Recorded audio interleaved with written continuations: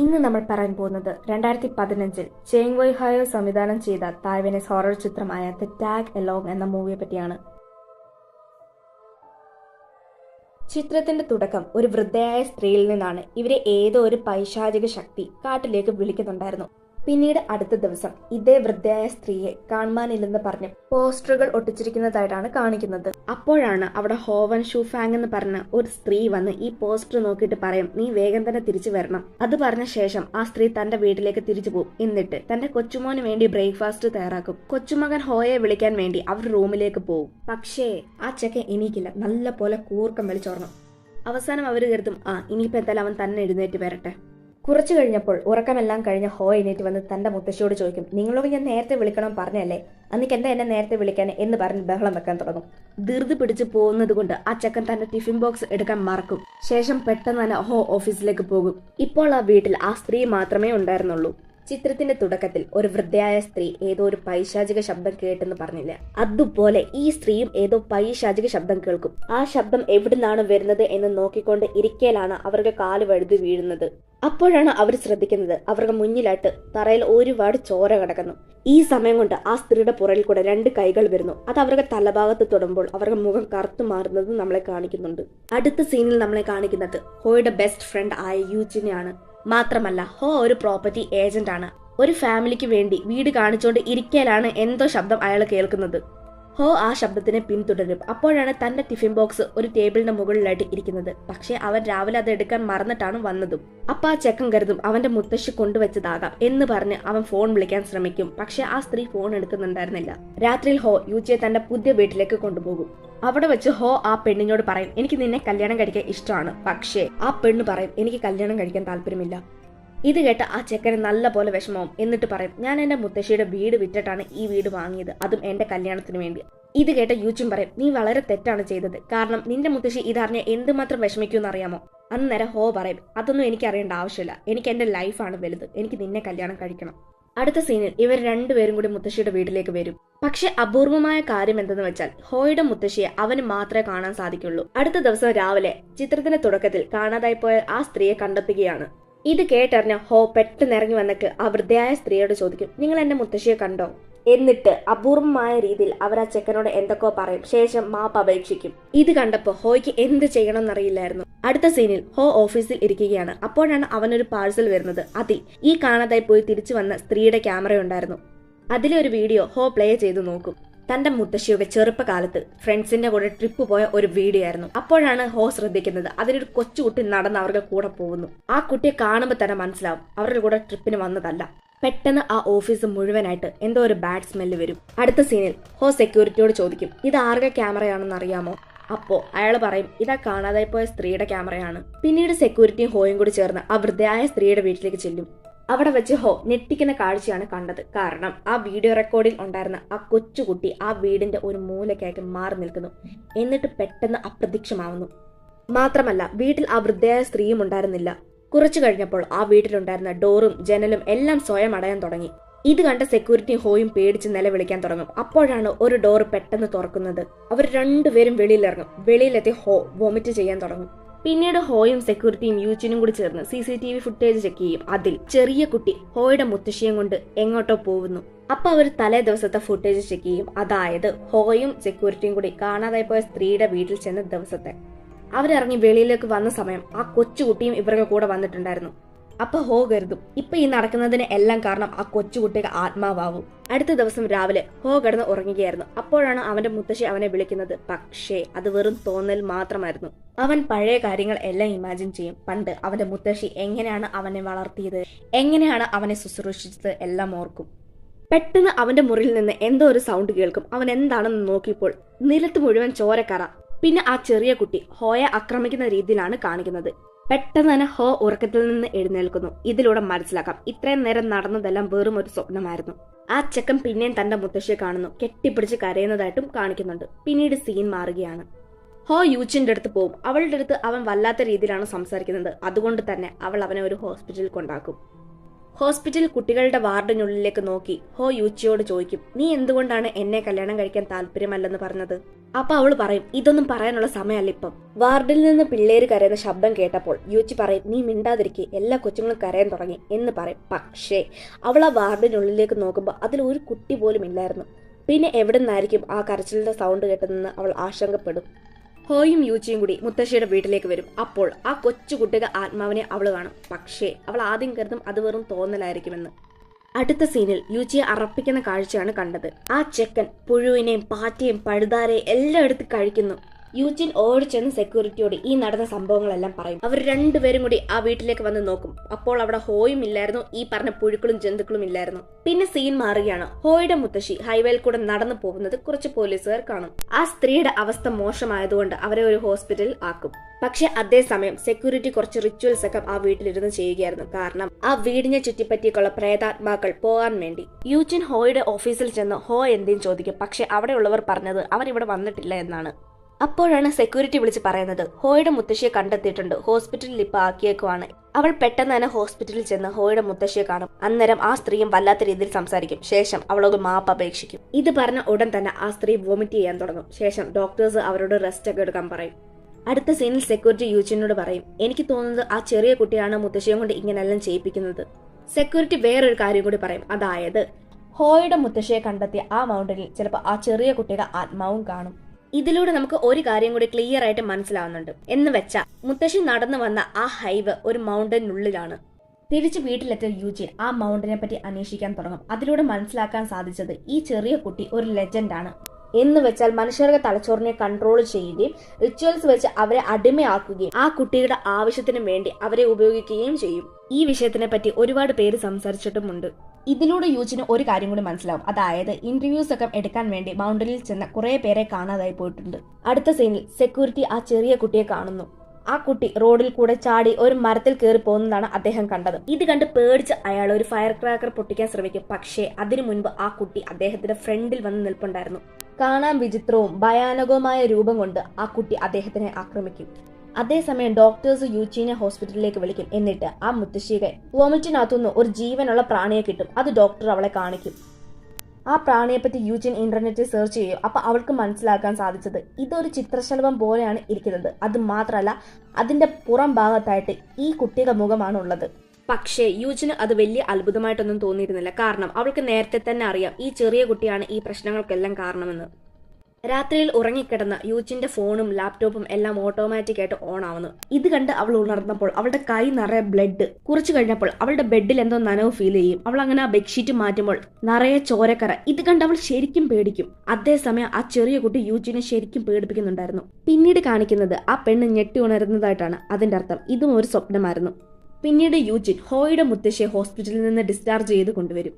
ആ സ്ത്രീ അവളോട് പറയും, നീ ഹോ വരുമ്പോ പറയണം, ഈ വീട് ഞാൻ അവന്റെ പേരിലാക്കിയിട്ടുണ്ട്. ഇത് പറഞ്ഞ ഉടൻ തന്നെ അവരൊരു ബോക്സ് യൂജിന്റെ കയ്യിൽ കൊടുക്കും. അതിലുണ്ടായിരുന്നത് തന്റെ കൊച്ചുമോന്റെ ചെറുപ്പകാലത്തെ ഷൂസ് ആയിരുന്നു. എന്നിട്ട് ആ സ്ത്രീ പറയും, ഈ ഷൂവിന് പകരമായിട്ട് തന്റെ കൊച്ചുമോനെ ആ ചെറിയ കുട്ടി കാണാൻ സമ്മതിച്ചിരുന്നെങ്കിൽ. ഇതിലൂടെ നമുക്ക് ഒരു കാര്യം കൂടി ക്ലിയർ ആയിട്ട് മനസ്സിലാവും, അതായത് ഈ ചെറിയ കുട്ടി കാരണമാണ് ഹോ കാണാതായത്. ആ പെണ്ണ് ഓടി വന്നൊക്കെ സെക്യൂരിറ്റിക്ക് പറയും, നിങ്ങളെ മുത്തശ്ശി ഒന്ന് ശ്രദ്ധിക്കണേ. പക്ഷേ അയാൾ തന്നെ വിചിത്രമായ രീതിയിലാണ് പെരുമാറിയത്. വൈകുന്നേരം ആയപ്പോൾ ആ പെണ്ണിന്റെ ഓഫീസിലെ ഫോണിൽ നിന്ന് ഒരു കോൾ വന്നു. അതിൽ ആരോ അവളോട് 2 സ്ഥലങ്ങളുടെ പേര് പറയുന്നുണ്ടായിരുന്നു. അവൾ ആ 2 സ്ഥലങ്ങളുടെ പേര് നോട്ട് ചെയ്തു വെക്കും. കുറച്ചു കഴിഞ്ഞപ്പോൾ അവൾക്ക് പോലീസ് ഓഫീസറിന്റെ കോൾ വരും. എന്നിട്ട് പറയും, ഹോയുടെ മുത്തശ്ശിയെ വീണ്ടും കാണാതായി പോയി. ഇത് കേട്ട യൂജിൻ പെട്ടെന്ന് തന്നെ പോലീസുകാരുടെ അടുത്ത് വരും. എന്നിട്ട് പറയും, മുത്തശ്ശി എവിടെയാ ഉള്ളത് എനിക്കറിയാം. ആ സ്ത്രീയെ ആദ്യം കണ്ടെത്തിയ മൗണ്ടന്റെ അഡ്രസ്സ് അവൾ പോലീസുകാർക്ക് കൊടുക്കും. അത് പ്രകാരം ആ പോലീസുകാരെല്ലാവരും അന്വേഷണത്തിന് വേണ്ടി പോകും. അതേസമയം യൂജിൻ ഹോയുടെ മുത്തശ്ശിയുടെ വീട്ടിൽ വരും. എന്നിട്ട് അവിടെയുള്ള കുറച്ച് ഫോട്ടോസ് നോക്കും. അതെ, താനും ഹോയും കൂടി ഒന്നിച്ചു നിൽക്കുന്ന ഒരു ഫോട്ടോ ഉണ്ടായിരുന്നു. അതിന്റെ പുറകിൽ എഴുതിയേക്കുന്നത്, എനിക്ക് 5 വർഷത്തിനുള്ളിൽ അവളെ കല്യാണം കഴിക്കണം. അത് കാണുമ്പോൾ ആ പെണ്ണിന് ഒരുപാട് സങ്കടമാവും. അടുത്ത സീനിൽ കാണിക്കുന്നത് യൂജിനും ആ പോലീസുകാർ എല്ലാവരും കൂടി ചേർന്ന് ആ മൗണ്ടനിൽ പോകുന്നതാണ്. അപ്പോഴാണ് ആ മുത്തശ്ശി അവിടെ ഇരിക്കുന്നത് അവർ കാണുന്നത്. പെട്ടെന്ന് തന്നെ അവർക്ക് വേണ്ടി എല്ലാ കാര്യങ്ങളും ചെയ്തു കൊടുത്ത് റെസ്ക്യൂ ചെയ്യും. ഇനി അവർക്ക് കണ്ടുപിടിക്കാനുള്ളത് ഹോയയാണ്. രാത്രിയായപ്പോൾ ഒരു പോലീസ് ഓഫീസർ പറയും, ഈ മൗണ്ടൻ വളരെയധികം ഭയാനകമാണ്. ഇവിടുത്തെ ഓരോ മരത്തിനും പൈശാചിക ശക്തിയുണ്ട്. ആ മരങ്ങളെ ആരെങ്കിലും മുറിക്കാൻ ശ്രമിച്ചാൽ അയാളുടെ അന്ത്യമായിരിക്കും. എന്നിട്ട് ആ പോലീസ് ഓഫീസർ ചോദിക്കും, നിന്നോട് ആരാണ് പറഞ്ഞത് മുത്തശ്ശി ഇവിടെ ഉണ്ടെന്ന്? അപ്പൊ അവള് പറയും, ആരോ എന്നെ ഫോണിൽ വിളിച്ചൊക്കെ ഈ സ്ഥലത്തിന്റെ പേര് പറഞ്ഞു. അതുകൊണ്ട് എനിക്ക് തോന്നി മുത്തശ്ശി ഇവിടെ കാണുമെന്ന്. അടുത്ത ദിവസം രാവിലെ ആയപ്പോൾ എല്ലാവരും അവരുടെ പണി വീണ്ടും തുടങ്ങും. പോകുന്ന വഴിക്ക് യൂജിൻ മാത്രം കൂട്ടം തെറ്റിപ്പോകും. അപ്പോഴാണ് അവൾ ഒരു ഇൻസെക്റ്റിനെ കാണുന്നത്. ഈ പ്രാണിയെ അവൾക്ക് മുൻപ് തന്നെ അറിയാം. കാരണം അന്ന് ഹോയുടെ മുത്തശ്ശി വൊമിറ്റ് ചെയ്തപ്പോൾ ഇതേ പ്രാണിയാണ് ജീവനോടെ കിട്ടിയെന്ന് പറഞ്ഞ് ഡോക്ടർ വിളിച്ചിട്ടുണ്ടായിരുന്നത്. പക്ഷേ ഈ വട്ടം ഇത് ഇച്ചിരിയും കൂടി വലിയ സൈസിലായിരുന്നു ഉണ്ടായിരുന്നത്. ഇത് കണ്ട് പേടിച്ച യൂജിൻ ആ പ്രാണിയുടെ ദേഹത്തേക്ക് ചെറുതായിട്ട് തീ വെക്കും. അന്നേരം അത് അവിടുന്ന് പറന്നു പോകും. അവൾ ആ കാട് ചുറ്റും ശ്രദ്ധിക്കുമ്പോൾ എല്ലാ മരത്തിലും ഓരോ ശവശരീരങ്ങൾ അടുക്കി അടുക്കി വെച്ചതുപോലെ ഇരിക്കുന്നു. മാത്രമല്ല ഇപ്പോഴും അതിലെല്ലാം ആത്മാവ് ഉള്ളതുപോലെയും അവൾക്ക് തോന്നും. ഇതെല്ലാം കണ്ട ഉടനെ അവളുടെ വയറ്റിൽ ചെറുതായിട്ട് വേദന എടുക്കാൻ തുടങ്ങും. അപ്പോൾ അവൾ ഒരു കുഞ്ഞിന് ജന്മം നൽകുകയാണ് ചെയ്തത്. ആ കുട്ടി അവളോട് ചോദിക്കും, അമ്മയ്ക്ക് എന്നെ സ്വീകരിക്കാൻ പറ്റില്ലേ? ഇത് കേട്ട് ഇമോഷണലായ അവൾ ആ കുട്ടീനെ കെട്ടിപ്പിടിക്കും. എന്നിട്ട് അവൾ ഓർക്കും എന്തുകൊണ്ടാണ് അവൾ ഹോയെ കല്യാണം കഴിക്കാത്തത് എന്നത്. കാരണം അവൾക്ക് കുട്ടികളുണ്ടാവും. അതൊന്നും അവൾക്ക് തീരെ ഇഷ്ടമല്ലായിരുന്നു. യൂജിന്റെ ഈ കണ്ടീഷനെ മുതലാക്കി ആ ചെറിയ കുട്ടി അവളെയും കൺട്രോൾ ചെയ്യാൻ തുടങ്ങും. അടുത്ത സീനിൽ അവൾ പിന്നെയും ബെഡിൽ നിന്ന് എഴുന്നേക്കും.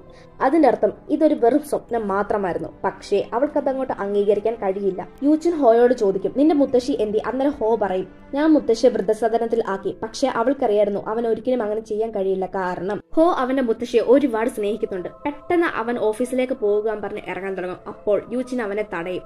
അന്നേരമാണ് അവന്റെ മുഖത്തുണ്ടാവുന്ന ഭാവമാറ്റം അവൾക്ക് മനസ്സിലാവുന്നത്. അന്നേരം അവൾ ഒരു തീ എടുത്ത് പെട്ടെന്ന് അവന്റെ മുന്നിലേക്ക് കത്തിക്കും. ഇപ്പോഴാണ് അവൾ ശരിക്കും റിയാലിറ്റിയിൽ എത്തുന്നത്. അതായത് ഇപ്പോൾ കണ്ടതും അവളുടെ വെറും ഒരു സ്വപ്നം മാത്രമായിരുന്നു. ആ കാട്ടിൽ ഒരുപാട് ക്രിയേച്ചേഴ്സ് ഉണ്ടായിരുന്നു. അപ്പോഴാണ് അവൾ ശ്രദ്ധിക്കുന്നത് ഒരു മൂലക്കായിട്ട് മരത്തിൽ ഹോയെ കെട്ടിയിട്ടേക്കുന്നു.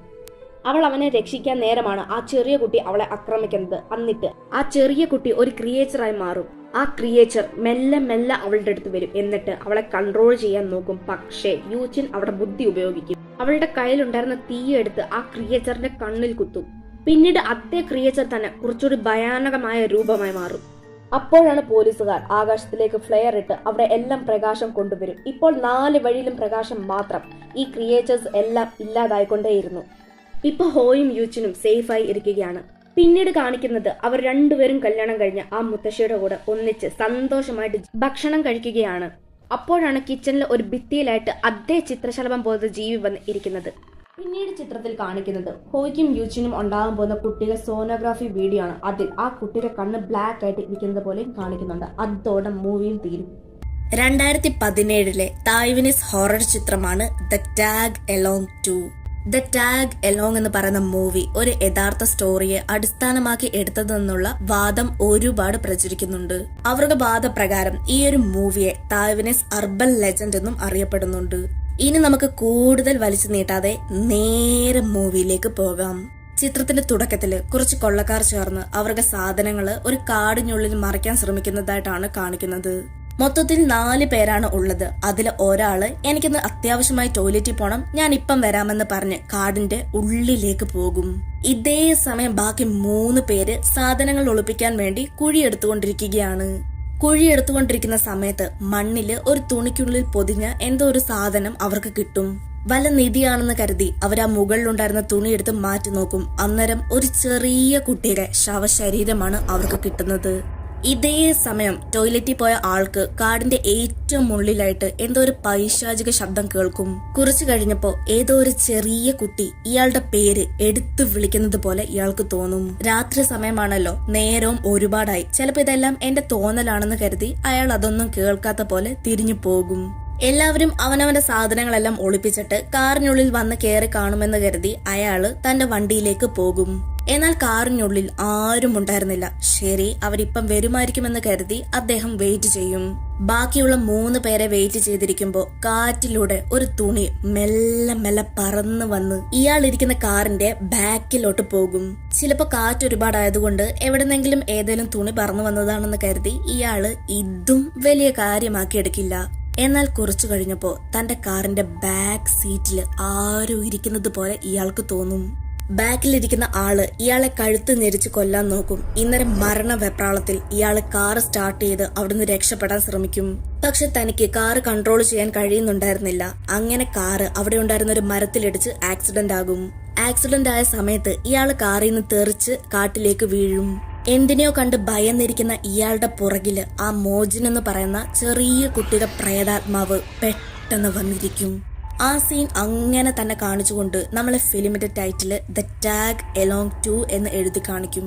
പിന്നീട് ദ ടാഗ് എലോങ് 2 എന്ന് പറയുന്ന ഈ മൂവിയുടെ ഫസ്റ്റ് പാർട്ടായ ദ ടാഗ് എലോങ്ങിൽ ഉണ്ടായിരുന്ന നായകൻ ഹോയും ഒരു വൃദ്ധയായ സ്ത്രീയും അതോടൊപ്പം കുറച്ച് പ്രായമുള്ള ഒരു വ്യക്തിയും മരിച്ചതിന്റെ ആർട്ടിക്കിളാണ് കാണിക്കുന്നത്. അടുത്ത സീനില് നമ്മുടെ ഈ സിനിമയുടെ നായികയായ ലീഷുവിനെയാണ് കാണിക്കുന്നത്. അവളൊരു സോഷ്യൽ വർക്കറാണ്. സിറ്റിയിൽ ഒരു കുട്ടിയെ സ്വന്തം അമ്മ തന്നെ വീടിനുള്ളിൽ അടച്ചുപൂട്ടിയിട്ടിരിക്കുകയാണെന്ന് പറഞ്ഞ് ലീഷുവിന് ഒരു കംപ്ലൈന്റ് കിട്ടുന്നു. ഇതിനെ തുടർന്ന് ലീഷു ഈ സംഭവം നടക്കുന്ന വീട്ടിലേക്ക് പോകും.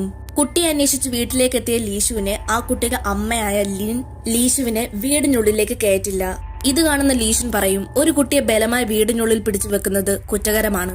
വീടിനുള്ളിൽ ഞങ്ങളെ വരാൻ സമ്മതിച്ചില്ലെങ്കിൽ നിങ്ങളുടെ നേരെ ഞങ്ങൾക്ക് കേസ് എടുക്കേണ്ടതായിട്ട് വരും. ഇത് കേൾക്കുന്ന ലിന്ന് അവസാനം അവരെ വീടിനുള്ളിലേക്ക് കയറാൻ സമ്മതിക്കും. ആ കുട്ടിയുടെ അമ്മയെ കാണാൻ വളരെയധികം വിചിത്രമായിരുന്നു. കാരണം അവരുടെ ശരീരത്തെല്ലാം മന്ത്രങ്ങൾ ടാറ്റു പോലെ അടിച്ചു വെച്ചിട്ടുണ്ടായിരുന്നു. നമ്മുടെ നായിക ലിഷു കുട്ടിയെ പറ്റിയുള്ള വിവരങ്ങൾ ലിന്നോട് ചോദിക്കുമ്പോൾ ലിൻ കുറേയധികം കള്ളത്തരങ്ങൾ പറയും. വീടെല്ലാം ചെക്ക് ചെയ്തുകൊണ്ടിരിക്കുമ്പോൾ ലിഷു ഒരു രഹസ്യ മുറി കണ്ടെത്തും. ലിഷു അതിനുള്ളിലേക്ക് പോകാൻ ശ്രമിക്കുമ്പോൾ ലിൻ അവളെ തടയാൻ ശ്രമിക്കുന്നുണ്ട്. എന്നാൽ ലിൻ പറയുന്നത് കേൾക്കാതെ ലിഷു അതിനുള്ളിലേക്ക് പോകും. ആ മുറിക്കുള്ളിൽ കുറേയധികം മെഴുകുതിരി കത്തിച്ചു വെച്ചിട്ടുണ്ട്. ഏകദേശം ഒരു ബ്ലാക്ക് മാജിക് ചെയ്യുന്ന മുറി പോലെയായിരുന്നു അതുണ്ടായിരുന്നത്. അതേ മുറിയിൽ തന്നെയാണ് ആ ചെറിയ കുട്ടിയെ അടച്ചു വെച്ചിട്ടുണ്ടായിരുന്നത്. സ്വന്തം മകളുടെ ശരീരത്ത് ലിന്നെന്ന് പറയുന്ന സ്ത്രീ മൂർച്ചയുള്ള എന്തോ വസ്തു ഉപയോഗിച്ച് മന്ത്രങ്ങൾ എഴുതി വെച്ചിരിക്കുകയാണ്. പിന്നീട് ലീഷു ആ കുട്ടിയെ ഓർഫനേജിൽ കൊണ്ടാക്കും. നമ്മുടെ നായക ലീഷുവിന് ഒരു മകളുണ്ട്. ആ കുട്ടിയാണെങ്കിൽ അമ്മ പറയുന്നത് ഒന്നും കേൾക്കില്ല. അതായത് പറഞ്ഞ അനുസരിക്കാത്ത സ്വന്തം ഇഷ്ടത്തിന് മാത്രം ജീവിക്കുന്ന ഒരു കുട്ടിയാണ്. ലിന്നിന്റെ മകളെ ഓർഫനേജിലാക്കിയതിനു ശേഷം ലീഷു തന്റെ വീട്ടിലേക്ക് തിരിച്ചെത്തും. ഇന്നരം ലീഷുവിന്റെ മകള് കയ്യിലൊരു പ്രഗ്നൻസി ടെസ്റ്റ് കിറ്റ് എടുത്തു വെച്ചുകൊണ്ട് നിൽക്കുന്നത് ലീഷു കാണും. ഇത് കാണുന്ന ലീഷുവിന് നല്ല പോലെ ദേഷ്യം വരും. കാരണം ആ കുട്ടിക്ക് 18 വയസ്സിൽ താഴെയായിരുന്നു പ്രായം. പിറ്റേന്ന് രാവിലെ ലീഷു തന്റെ മകളെ കൂട്ടിക്കൊണ്ട് ഒരു ഹോസ്പിറ്റലിലേക്ക് പോകും. ശേഷം അബോർഷൻ ചെയ്യാമെന്ന് തീരുമാനിക്കും. എന്നാൽ ലീഷുവിന്റെ മകൾക്ക് ആ കുട്ടിയെ അബോർഷൻ ചെയ്യണമെന്നുണ്ടായിരുന്നില്ല. ലീഷുവുമായി വഴക്കിട്ടതിന് ശേഷം ആ കുട്ടി നേരെ സ്കൂളിലേക്ക് പോകും. ഇതേ സമയം ലീഷു ഓർഫനേജിൽ ലിന്നിന്റെ മകളെ കാണാൻ പോകും.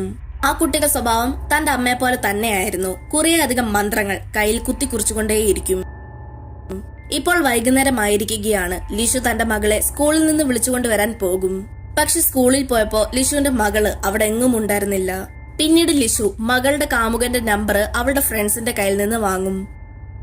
ലിഷുവിന്റെ മകളായ ലിയോയുടെ കാമുകന്റെ പേരാണ് ചുൻ. പിറ്റേന്ന് രാവിലെ തന്നെ ചുന്നുള്ള സ്ഥലത്തേക്ക് ലിഷു പോകും. ചുന്നിനെ അന്വേഷിച്ചു പോകുമ്പോ അവിടെ നിറയെ ഒരുപാട് ജനക്കൂട്ടം ലിഷു കാണും. ജനക്കൂട്ടത്തിലുണ്ടായിരുന്ന ഒരു വ്യക്തിയോട്, ഞാൻ ചുന്നിനെ അന്വേഷിച്ചു വന്നതാണ്, അയാൾ എവിടെയാണെന്ന് നിങ്ങൾക്കറിയുമോ എന്ന് ലിഷു ചോദിക്കും. ഇന്നരം മറുവശത്ത് നിൽക്കുന്ന ആള് ലിഷുവിനോട് അല്പം കടുപ്പത്തിൽ പറയും, നിങ്ങൾ ഒരിക്കലും അദ്ദേഹത്തിന്റെ പേരെടുത്ത് വിളിക്കാൻ പാടില്ല. ഞങ്ങൾ എല്ലാരും അദ്ദേഹത്തിനെ മാസ്റ്റർ ടൈഗർ എന്നാണ് വിളിക്കുന്നത്. നിങ്ങളും അതുപോലെ വിളിക്കാൻ പാടുള്ളൂ. മാസ്റ്റർ ടൈഗർ എന്ന് പറയുന്നത് ഇവർ ആചരിക്കുന്ന ഒരു ദൈവമാണ്. ഇവരുടെ ആചാരപ്രകാരം മാസ്റ്റർ ടൈഗർ ഇവരുടെ ശരീരത്ത് കയറി ജനങ്ങളെ സഹായിക്കുമെന്നാണ് വിശ്വാസം. അങ്ങനെ ലീഷു ചുന്നിനെ കണ്ടെത്തും. ശേഷം തന്റെ മകളെ കാണാനില്ലെന്നും നീ എവിടെ വെച്ചാണ് അവസാനമായി കണ്ടത് എന്നും ചോദിക്കും. 2 ആഴ്ചയ്ക്ക് മുൻപാണ് അവസാനമായി ഞാൻ ലിയെ കണ്ടത്. അതിനുശേഷം കണ്ടിട്ടില്ല. പക്ഷെ നിങ്ങൾ വിഷമിക്കേണ്ട, ലിയെ കണ്ടെത്താൻ ഞങ്ങൾ സഹായിക്കാമെന്നും ചുൻ പറയും. ചുൻ ഇങ്ങനെ പറഞ്ഞെങ്കിലും ലീഷുവിന് നല്ല ടെൻഷൻ ഉണ്ടായിരുന്നു. അതുകൊണ്ട് അവൾ പോലീസ് സ്റ്റേഷനിൽ ഈ വിവരം അറിയിക്കും. ലിയെ സ്കൂളിൽ നിന്ന് ചുമന്ന ഡ്രസ്സിട്ട ഒരു ചെറിയ പെൺകുട്ടി വിളിച്ചുകൊണ്ടു പോകുന്നത് സ്കൂളിലെ CCTV ഫുട്ടേജിൽ നിന്ന് അവർക്ക് കിട്ടും. പിന്നീട് റെസ്ക്യൂ ടീമും ചുന്നിന്റെ ആളുകളും കൂടി ചേർന്ന് ലിയെ അന്വേഷിച്ച് ഒരു കാട്ടിലേക്ക് പോകും. എല്ലാവരും പല സ്ഥലങ്ങളിലായി പോയി ലിയെ അന്വേഷിക്കാൻ ശ്രമിച്ചുകൊണ്ടിരിക്കുകയാണ്. ആ കാടിനുള്ളിൽ ഒരു വലിയ ബിൽഡിംഗും ഉണ്ടായിരുന്നു. ലീഷുവിന് ആ ബിൽഡിങ്ങിനുള്ളിൽ ആരോ ഉള്ളതുപോലെ തോന്നും. അവള് മെല്ലെ മെല്ലെ ബിൽഡിങ്ങിന്റെ അടുത്തേക്ക് പോകും. അത് പഴയ ഒരു ഹോസ്പിറ്റലാണ്. അവിടെ വെച്ച് നിലത്ത് ലിയയുടെ ഫോൺ കിടക്കുന്നതും ലീഷു കാണും. ഇത് കാണുമ്പോൾ ലീഷുവിന് തോന്നും ചിലപ്പോ ലിയ ആയിരിക്കും ഈ ബിൽഡിങ്ങിനുള്ളിലുള്ളതെന്ന്. അങ്ങനെ ലീഷു തന്റെ മകളെ അന്വേഷിച്ച് ആ ഹോസ്പിറ്റലിന്റെ ഉള്ളിലേക്ക് കയറി പോകും. ഇരുട്ടിന്റെ മറവിൽ വളരെ നിശബ്ദതയായി മൂഢതയിലായിരുന്നു ആ ഹോസ്പിറ്റൽ ഉണ്ടായിരുന്നത്. ആ നിശബ്ദതയിൽ ആരോ എന്തോ കഴിക്കുന്ന ശബ്ദം ലീഷു കേൾക്കുന്നു. ഹോസ്പിറ്റലിന്റെ ഒരു മുറിക്കുള്ളിൽ നിന്നാണ് ഈ ശബ്ദം കേൾക്കുന്നത്. അത് എന്താണെന്ന് ലീഷു പോയി നോക്കുമ്പോ ഒരു ഗർഭിണിയായ സ്ത്രീ അവിടെ ഉണ്ടായിരുന്ന ചെറിയ ചെറിയ പ്രാണികളെയും കീടങ്ങളെയും ഒക്കെ കഴിക്കുന്നു. ദ ടാഗ് എലോങ്ങിലുണ്ടായിരുന്ന ഹോയുടെ ഭാര്യയായ യൂച്ചിനായിരുന്നു അത്. പിന്നീട് യൂച്ചിനെ അവരെല്ലാവരും കൂടി ചേർന്ന് റെസ്ക്യൂ ചെയ്ത് ഒരു ഹോസ്പിറ്റലിലേക്ക് കൊണ്ടുപോകും. ഹോസ്പിറ്റലിലെത്തി യൂച്ചിന് ഒരു കുഞ്ഞിന് ജന്മം നൽകും. എന്നാൽ ആ കുഞ്ഞിന് ഹാർട്ട് ബീറ്റ് ഉണ്ടായിരുന്നില്ല. കുഞ്ഞ് മരിച്ചതിൽ യൂച്ചിന് ഒരുപാട് വിഷമം തോന്നും. ഇതേ സമയം ലീഷു തന്റെ മകളുടെ ഫോണിന്റെ ലോക്ക് കുറെ നേരത്തെ പരിശ്രമങ്ങൾക്ക് ശേഷം ഓപ്പൺ ആക്കും. ലീഷു തന്റെ മകളെ അന്വേഷിച്ചു പോയ ഹോസ്പിറ്റലിനുള്ളിൽ ലിയ ഉള്ളതായിട്ട് ഒരു വീഡിയോ ആ ഫോണിൽ നിന്ന് കിട്ടും. അതേ ഹോസ്പിറ്റലിൽ നിന്ന് തന്നെയാണല്ലോ യൂച്ചിനെ കിട്ടിയത്. അപ്പൊ അവൾക്ക് എന്തെങ്കിലും അറിയാമെന്ന് കരുതി ലീഷു യൂച്ചിനെ കാണാൻ പോകും. ലീഷു തന്റെ മകളുടെ ഫോട്ടോ യൂച്ചിനെ കാണിക്കും. അന്നേരം യൂച്ചിൻ പറയും, ലിയെ ഹോസ്പിറ്റലിന്റെ വാഷ്റൂമിൽ വെച്ച് ഞാൻ കണ്ടിരുന്നു. ഞാൻ അവളുടെ അടുത്തേക്ക് പോയപ്പോ അവള് വാഷ്റൂമിൽ ഇരുന്ന് പൊട്ടി കരയുകയായിരുന്നു. തന്റെ അമ്മ അവളുടെ വയറ്റിൽ കിടക്കുന്ന കുഞ്ഞിനെ അബോർഷൻ ചെയ്യാൻ ശ്രമിക്കുകയാണെന്ന് പറഞ്ഞാണ് ആ കുട്ടി കരഞ്ഞത്. ശേഷം ലീഷു യൂച്ചിനെ കൂട്ടിക്കൊണ്ട് തന്റെ വീട്ടിലേക്ക് പോകും. അന്ന് രാത്രി ലീഷുവിന് തന്റെ വീടിനുള്ളിൽ നിന്ന് ആരോ കരയുന്നത് പോലെ തോന്നും. ലീഷു വീടെല്ലാം ചുറ്റി നോക്കുമ്പോ ഒരു ഇരുട്ട് നിറഞ്ഞ മുറിക്കുള്ളിൽ ഗർഭിണിയായ സ്ത്രീ ഇരുന്ന് കരയുന്നു. അതിന്റെ അടുത്തേക്ക് പോയി ആരാണെന്ന് നോക്കുമ്പോ അത് ലീഷുവിന്റെ തന്നെ പ്രതിബിംബമാണ്. ഇത് കാണുന്ന ലീഷുവിന് ഒരുപാട് ഭയം തോന്നും. ലീഷു ആ ഗർഭിണിയായ സ്ത്രീയെ തന്നെ നോക്കി നിൽക്കുമ്പോ പെട്ടെന്ന് ആ ചെറിയ കുട്ടിയുടെ പ്രേതാത്മാവ് വരും. പിന്നീട് ലീഷു ഞെട്ടി ഉണരുന്നതാണ് കാണിക്കുന്നത്. അതായത് ഇപ്പോൾ കണ്ട വിഷൻ ഒരു സ്വപ്നമായിരുന്നു. പിറ്റേന്ന് രാവിലെ ലീഷു ചുന്നിനെ കാണാൻ പോകും. മാസ്റ്റർ ടൈഗറിനെ ചുന്നിന്റെ ശരീരത്തിൽ കയറ്റി ശേഷം മാസ്റ്റർ ടൈഗർ ആ ചെറിയ കുട്ടിയുടെ പ്രേതാത്മാവിനോട് എന്തിനു വേണ്ടിയാണ് ഇവരെ ശല്യം ചെയ്യുന്നത് എന്ന് ചോദിക്കാമെന്ന് കരുതും. എന്നാൽ ആ ചെറിയ കുട്ടിയുടെ പ്രേതാത്മാവ് അവിടെ വരുന്നുണ്ടായിരുന്നില്ല. കുറച്ചു നേരങ്ങൾക്കുള്ളിൽ തന്നെ മാസ്റ്റർ ടൈഗർ ചുന്നിന്റെ ശരീരത്തിൽ നിന്ന് പോകും. പക്ഷെ മാസ്റ്റർ ടൈഗർ പോയ ഉടൻ തന്നെ ചുന്നിന്റെ മുത്തശ്ശന്റെ ശരീരത്തിലേക്ക് ആ ചെറിയ കുട്ടിയുടെ പ്രേതാത്മാവ് കയറും. നീ ആരെ കാണാൻ വന്നതാണ്? എന്താണ് നിന്റെ ലക്ഷ്യം? തനിക്ക് തന്റെ അമ്മയെ കാണണമെന്ന് ആ പ്രേതാത്മാവ് പറയും. ആരാണ് നിന്റെ അമ്മ എന്ന് ചുൻ ചോദിക്കുമ്പോ ആ ചെറിയ കുട്ടിയുടെ പ്രേതാത്മാവ് ലീഷുവിനെയാണ് ചൂണ്ടിക്കാണിക്കുന്നത്. അതിനുശേഷം ചുന്നിന്റെ മുത്തശ്ശന്റെ ശരീരത്തിൽ നിന്ന് ആ ചെറിയ കുട്ടിയുടെ പ്രേതാത്മാവ് പോകും. നിങ്ങൾ കാട്ടിൽ നിന്ന് ഒരു സ്ത്രീയെ കണ്ടെത്തിയില്ലേ? ചിലപ്പോ അവരായിരിക്കും ഈ പ്രേതാത്മാവിന്റെ അമ്മ എന്ന് ചുൻ ലീഷുവിനോട് പറയും. ഇതേ സമയം യൂജിൻ തന്റെ ഭർത്താവായ ഹോയുടെയും മുത്തശ്ശിയുടെയും ഒക്കെ ഫോട്ടോ നോക്കിക്കൊണ്ടിരിക്കുമ്പോ വീടിനുള്ളിൽ മറ്റാരോ ഉള്ളതുപോലെ തോന്നും. തിരിഞ്ഞു നോക്കുമ്പോ തന്റെ മരിച്ചുപോയ ഭർത്താവ് നിൽക്കുന്നു.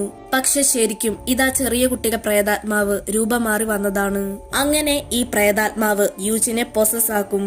ലീഷു തന്റെ വീട്ടിലേക്ക് വരുമ്പോ അവിടെ യൂജിൻ ഉണ്ടായിരുന്നില്ല. പിന്നീട് ലീഷു അവിടുന്ന് നേരെ ലിന്നിന്റെ വീട്ടിലേക്ക് പോകും. ശേഷം യൂജിൻ അവിടേക്ക് വന്നോ എന്ന് ലീഷു ലിന്നിനോട് ചോദിക്കും. ഇന്നരം ലിൻ പറയും, ഇതുവരെ വന്നിട്ടില്ല, പക്ഷെ വരും, അത് ഉറപ്പാണ്. അങ്ങനെ ലിന്നും ലീഷും കൂടി സംസാരിച്ചു കൊണ്ടിരിക്കുമ്പോ അവിടേക്ക് പൊസസ് ആയ യൂജിൻ വരും. വീടിനുള്ളിലേക്ക് കയറി യൂജിനെ തന്റെ കയ്യിലുണ്ടായിരുന്ന മന്ത്രങ്ങൾ കൊണ്ടുള്ള ടാറ്റു കാണിക്കും. അങ്ങനെ അവളുടെ ശരീരത്തിലുണ്ടായിരുന്ന ആ ചെറിയ കുട്ടിയുടെ പ്രേതാത്മാവ് പുറത്തേക്ക് വരാൻ തുടങ്ങും. പക്ഷെ ലിൻ എങ്ങനെയൊക്കെ യൂജിന്റെ ശരീരത്തിലുണ്ടായിരുന്ന പ്രേതാത്മാവിനെ തന്റെ കയ്യിലുള്ള ടാറ്റു കാണിച്ച് അവിടുന്ന് ഓടിക്കും. യൂജിൻ ലിന്നിനോട് പറയും, എന്തുകൊണ്ട് ഈ പ്രേതാത്മാവ് എന്റെ കുടുംബത്തിനെ മുഴുവൻ കൊന്നു? എന്നെ മാത്രം വെറുതെ വിട്ടത് എന്തിനാണ്? നിന്റെ വയറ്റിലുണ്ടായിരുന്ന കുട്ടി ജീവൻ ത്യാഗം ചെയ്തതുകൊണ്ടാണ് നീ രക്ഷപ്പെട്ടത്. ഇത് കേട്ട ലീഷു പറയും, മാസ്റ്റർ ടൈഗറിനെ കൊണ്ട് ആ ചെറിയ കുട്ടിയുടെ പ്രേതാത്മാവിനെ വിളിച്ചു വരുത്തിയിരുന്നു. ആ പ്രേതാത്മാവിന്റെ അമ്മ എവിടെയാണെന്ന് ചോദിച്ചപ്പോ അത് എന്നെയാണ് ചൂണ്ടിക്കാണിച്ചത്. ഇതിന്റെ എല്ലാം അർത്ഥം എന്താണ്? പിന്നീട് നമ്മളെ ലിന്നിന്റെ ഫ്ലാഷ് ബാക്ക് ആണ് കാണിക്കുന്നത്. കുറെ വർഷങ്ങൾക്ക് മുൻപ് ലിന്നിന് ഒരു മകൾ ഉണ്ടായിരുന്നു. ലിന്നും മകളും വളരെ സന്തോഷത്തോടെയായിരുന്നു ജീവിച്ചിരുന്നത്. ഒരു ദിവസം ഇവര് രണ്ടുപേരും പാർക്കിലേക്ക് പോകും. തന്റെ മകള് അവിടെയുണ്ടായിരുന്ന റൈഡിലെല്ലാം കയറുകയും ചെയ്യും. പക്ഷെ കുറച്ചു നേരങ്ങൾക്ക് ശേഷം റൈഡ് ആക്സിഡന്റ് ആവുകയും അതിലുണ്ടായിരുന്ന കുറേയധികം കുട്ടികൾ മരിക്കും. ആ കുട്ടികളിലെ ഒരാള് ലിന്നിന്റെ മകളാണ്. ലിന്നിന് തന്റെ മകളുടെ വേർപാട് താങ്ങാൻ പറ്റുന്നതിൽ ഏറെയായിരുന്നു. ലിന്നിന്റെ മുത്തശ്ശി പറഞ്ഞത് പ്രകാരം മരിച്ചവരെ ജീവിപ്പിക്കുന്ന ഒരു മന്ത്രവാദി ഉണ്ട്. തന്റെ മകളുടെ ശവശരീരത്തിന് ഒരു ചുമന്ന വസ്ത്രം ധരിച്ചതിന് ശേഷം ആ കുട്ടിയെ എടുത്തുകൊണ്ട് ഒരു കാടിനുള്ളിലേക്ക് പോകും. മരിച്ചാൽ ജീവനോട് വരാൻ 7 ദിവസമാണ് വേണ്ടിയത്. എന്നാൽ വെറുതെ വരില്ല, കുറച്ച് കർമ്മങ്ങളും കൂടി ചെയ്യാനുണ്ട്. ഈ 7 ദിവസവും കാട്ടിലുള്ള മൃഗങ്ങളെ കൊന്ന് അതിന്റെ രക്തം ബലിയായി കൊടുക്കണം.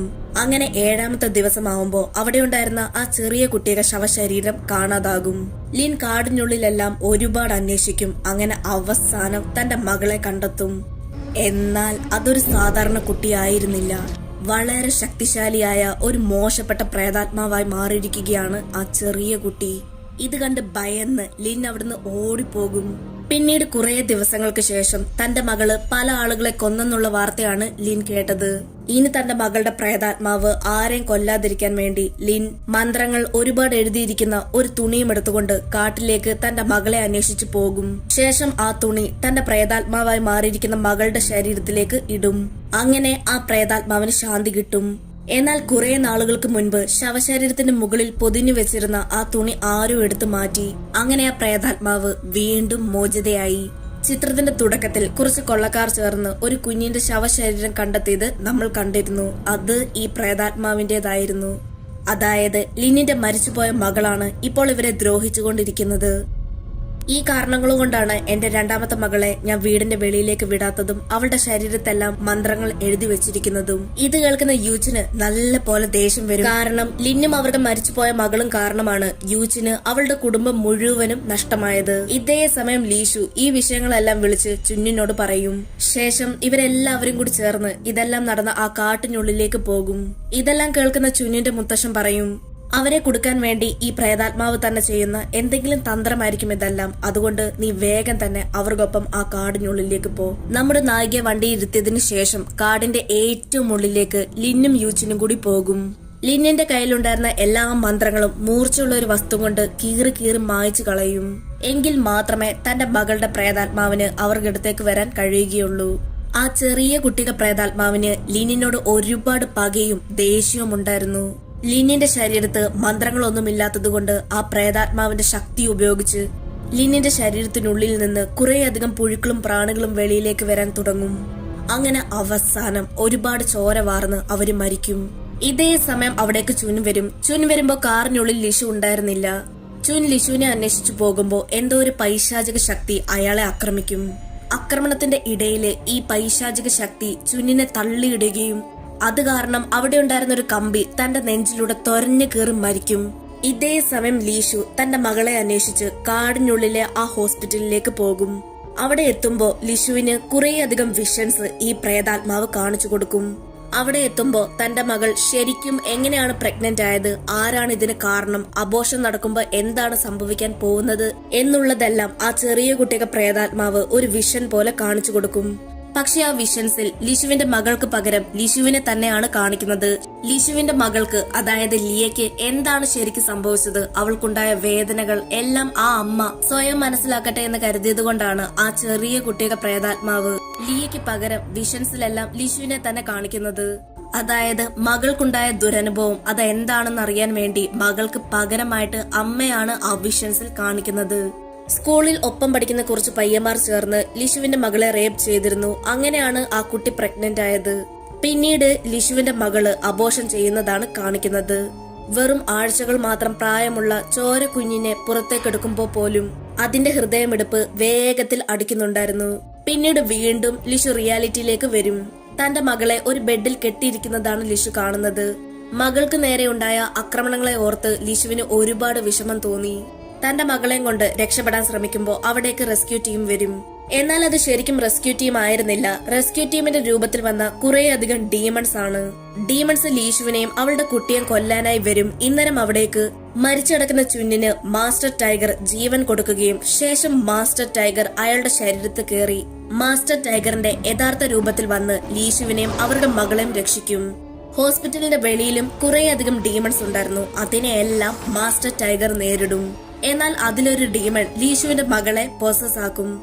പക്ഷെ ലീഷു തന്റെ മകളോട് തനിക്ക് എത്രമാത്രം സ്നേഹമുണ്ടെന്നും തന്റെ മകൾക്ക് തന്നോട് എത്രമാത്രം സ്നേഹമുണ്ടെന്ന് കാണിച്ച് ആ ഡീമണെ ലിയയുടെ ശരീരത്തിൽ നിന്ന് ഓടിക്കും. ഇതേ സമയം യൂച്ചിൻ ആ പ്രേതാത്മാവിൽ നിന്ന് ലിന്നിന്റെ രണ്ടാമത്തെ മകളെ രക്ഷിക്കാൻ വേണ്ടി ആ കുട്ടിയെ ഓർഫനേജിൽ നിന്ന് ലിന്നിന്റെ വീട്ടിലേക്ക് കൊണ്ടുവന്ന് ആ മന്ത്രമുറിയിൽ അടച്ചിടും. ഇന്നരം അവിടേക്ക് ആ ചെറിയ കുട്ടിയുടെ പ്രേതാത്മാവ് ഹോയുടെ രൂപത്തിൽ വന്ന് യൂച്ചിനെ പോസസ് ആക്കും. അപ്പൊ അവിടേക്ക് ലിന്നിന്റെ മകള് വന്ന് പറയും, നീ ഒരു മോശ പ്രേതാത്മാവല്ല, പകരം നീ എന്റെ ചേച്ചിയാണ്. നമ്മളുടെ അമ്മ നിന്നെ ഒരുപാട് സ്നേഹിച്ചിരുന്നു. അമ്മ നിനക്കിട്ട പേര് തന്നെയാണ് എനിക്കും ഇട്ടിരിക്കുന്നത്. ഇതെല്ലാം കേൾക്കുന്ന ആ ചെറിയ കുട്ടിയുടെ പ്രേതാത്മാവിന് മനസ്സലിവ് തോന്നുകയും ഒരു നല്ല പ്രേതാത്മാവായി മാറുകയും ചെയ്യും. ശേഷം ലീഷു ഉള്ളിടത്തേക്ക് പോയി അവിടെ ഉണ്ടായിരുന്ന എല്ലാ ഡീമൺസിനെയും തടയും. അങ്ങനെ പ്രശ്നങ്ങളെല്ലാം തീർന്ന് ആ ചെറിയ കുട്ടിയുടെ പ്രേതാത്മാവ് നല്ല പ്രേതാത്മാവായി മാറി ആകാശത്തിലേക്ക് പറന്നു പോകും. അടുത്ത സീനിൽ കാണിക്കുന്നത് യൂച്ചിൻ ലിന്നിന്റെ മകളെ ദത്തെടുക്കും. മാത്രമല്ല നമ്മുടെ നായികയുടെ മകളും പ്രസവിച്ചിരിക്കുകയാണ്. ഇവരെ കാണാൻ വേണ്ടി യൂച്ചിനും ലിയയുടെ കാമുകനും മുത്തശ്ശനും അവിടേക്ക് വരും. എല്ലാ പ്രശ്നങ്ങളും തീർന്ന് സമാധാനമായിരിക്കുന്നു എന്ന് ചുൻ പറയുമ്പോ അയാളുടെ മുത്തശ്ശൻ പറയും, ആ കാടിനുള്ളിൽ ഇപ്പോഴും ബാക്കി ഡീമൺസ് അവശേഷിക്കുന്നുണ്ട്. അങ്ങനെ ഈ ഒരു മൂവി ഇവിടെ തീർന്നിരിക്കുകയാണ്. സിനിമയെ പറ്റിയുള്ള സംശയങ്ങളും അഭിപ്രായങ്ങളും കമന്റ്സിലൂടെ രേഖപ്പെടുത്താൻ മറക്കരുത്. അപ്പോൾ ഇനി അടുത്ത നല്ലൊരു വീഡിയോ ആയിട്ട് നമുക്ക് വീണ്ടും കാണാം.